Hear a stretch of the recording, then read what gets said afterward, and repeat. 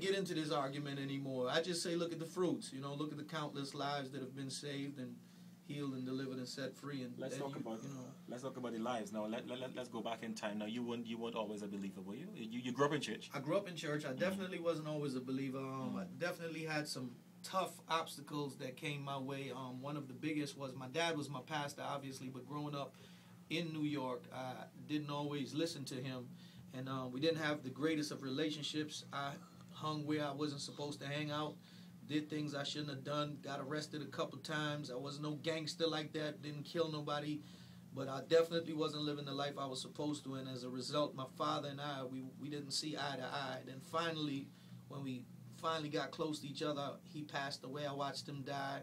I began to doubt if God even existed.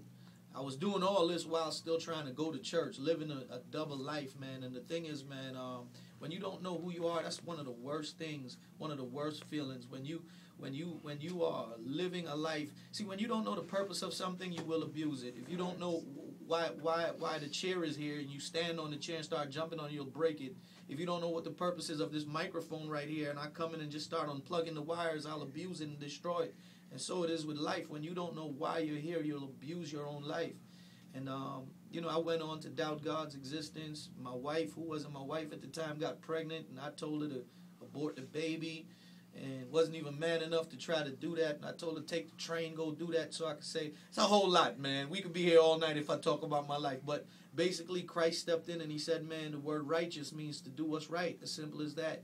And if you do what's right, I'll bless you. And, man, I stand to you as a witness that God is faithful and he keeps his promises. Now, I haven't always been faithful. Sometimes I've messed up, but he's been very faithful to me. And I've been so many places. I've seen so many different faces that's been blessed by ministry, and I'm just honored that he would even use me as a vessel. And if he could do it for me, believe me when I tell you, Trinidad, I don't care what you did. I don't care. You could be sitting there right there on the verge of going crazy. God still got a plan for you.